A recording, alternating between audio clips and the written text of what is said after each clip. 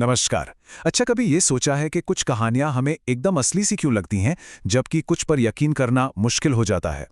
आज हम कहानी सुनाने की इसी कला की गहराइयों में उतरेंगे और इसके लिए हम पाटलिपुत्र के एक नौजवान आर्यन की कहानी का सहारा लेंगे, ये समझने के लिए कि एक कहानी को भरोसेमंद और यादगार कैसे बनाया जाता है। तो चलिए शुरू करते हैं। हाँ, कई बार कहानियां पढ़ते पढ़ते बिल्कुल ऐसा ही लगता है ना। एक किरदार जो कल तक कुछ और था, आज अचानक से किसी चीज़ का एक्सपर्ट बन गया। ये बदलाव इतना अचानक और बिना किसी वजह के होता है कि उस पर यकीन कर पाना नामुमकिन सा हो जाता है। तो असली सवाल यही उठता है कि एक लेखक इस अविश्वसनीय सी लगने वाली छलांग को विश्वसनीय कैसे बनाए। वो अपने किरदारों में होने वाले बड़े बदलावों को इस तरह कैसे दिखाएं कि पढ़ने या सुनने वाले को वो एकदम सच लगें। आइए इसी पहेली को सुलझाते हैं। तो आज हम क्या क्या देखने वाले हैं? सबसे पहले हम एक कहानी की कमजोर नींव को समझेंगे। फिर देखेंगे कि एक किरदार का विकास भरोसेमंद कैसे बनाया जाए, उसकी काबिलियत को एक्शन में कैसे दिखाया जाए और कहानी में इमोशनल गहराई कैसे लाई जाए। और आखिर में इन सब को मिलाकर कहानी कहने के वो 3 मजबूत स्तंभ कौन से हैं, ये जानेंगे। तो चलिए मिलते हैं हमारी कहानी के हीरो से।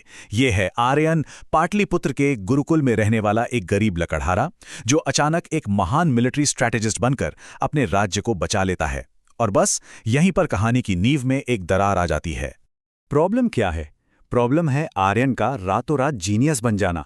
जब हम ये समझ ही नहीं पाते कि एक सीधे साधे लड़के को जंग की रणनीतियों का इतना गहरा ज्ञान आखिर आया कहाँ से, तो कहानी पर से हमारा भरोसा उठने लगता है और फिर हम उससे जुड़ नहीं पाते।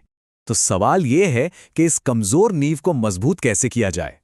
इसका पहला और सबसे अच्छा तरीका है फोरशैडोइंग, मतलब भविष्य में जो बड़ी घटनाएं होने वाली हैं उनके छोटे छोटे बीज कहानी की शुरुआत में ही बो देना। देखिए, एक नामुमकिन सी लगने वाली छलांग को एक भरोसेमंद सफर में बदलने का यही तो तरीका है। उसे सीधे लकड़हारे से रणनीतिकार बनाने के बजाय हमें धीरे धीरे उसके इस हुनर के लिए एक मजबूत जमीन तैयार करनी होगी। हमें शुरू से ही छोटे छोटे हिंट्स देने होंगे। जरा कल्पना कीजिए, हम देखते हैं कि आर्यन रात में सबसे छिपकर दिए की रोशनी में युद्ध नीति के पुराने ग्रंथ पढ़ रहा है, या फिर वो गांव के छोटे मोटे झगड़ों को अपनी गजब की सूझबूझ से सुलझा रहा है। और सबसे खास बात, अगर उसके गुरु उसे ये सब करते हुए चुपके से देख लें, तो हमें ये भी समझ आ जाएगा कि संकट के समय उन्होंने आर्यन पर ही भरोसा क्यों किया। ठीक है, तो अब हमने ये तो देख लिया कि आर्यन ने रणनीति सीखी कैसे, पर सिर्फ इतना ही काफी नहीं है। अब आता है हमारा दूसरा सिद्धांत, दिखाओ बताओ मत। यानी अब वक्त आ गया है उसकी इस काबिलियत को एक्शन में देखने का। ज्यादातर कहानियों में सच कहूं तो यही होता है। लेखक बस बता देता है कि हीरो बहुत चालाक है, लेकिन हम उसकी चालाकी को कभी काम करते हुए देख ही नहीं पाते। और जब हम किसी की काबिलियत को अपनी आंखों से नहीं देखते, तो उसकी जीत का मजा भी अधूरा सा लगता है। दिखाओ बताओ मत का सीधा सा मतलब है कहानी को एक्शन, इमोशंस और हमारी इंद्रियों के जरिए महसूस करवाना। सिर्फ ये कह देना कि उसने कमाल की योजना बनाई उतना असरदार नहीं होता जितना कि उस योजना को होते हुए दिखाना। हमें उसकी प्लानिंग को असल में होते हुए देखना है। सोचिए, आर्यन पाटलिपुत्र के भूगोल का फायदा उठा रहा है।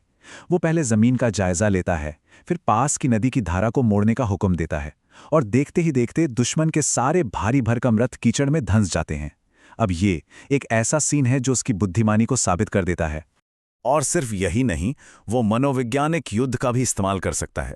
सोचिए, रात के अंधेरे में जंगल में 1000 से भी ज्यादा मशाले जलवाकर वो दुश्मन को ये यकीन दिला देता है कि उसकी सेना बहुत बड़ी है। लड़ाई शुरू होने से पहले ही दुश्मन का हौसला टूट जाता है और कहानी में रोमांच और बढ़ जाता है। देखिए, एक मजबूत प्लॉट तो बहुत जरूरी है, पर एक महान कहानी सिर्फ घटनाओं का जोड़ नहीं होती। और यहीं पर आता है हमारा तीसरा और कह सकते हैं सबसे जरूरी सिद्धांत, कहानी में इंसानी गहराई जोड़ना। अगर हम आर्यन को देखें तो वो एक परफेक्ट हीरो लगता है, गरीब, मेहनती, आज्ञाकारी। लेकिन सच तो ये है कि परफेक्शन बहुत बोरिंग होता है ना? हमें उसे एक असली इंसान बनाना होगा, एक ऐसा इंसान जो कभी कभी डरता है, जिसे खुद पर शक होता है। जरा उस पल के बारे में सोचिए जब राजा पहली बार भरी सभा में उससे सलाह मांगते हैं। एक पल के लिए आर्यन एकदम घबरा जाता है, उसके हाथ कांपने लगते हैं, माथे पर पसीना आ जाता है और वो सोचता है क्या कोई मुझ जैसे गरीब लकड़हारे की बात सुनेगा।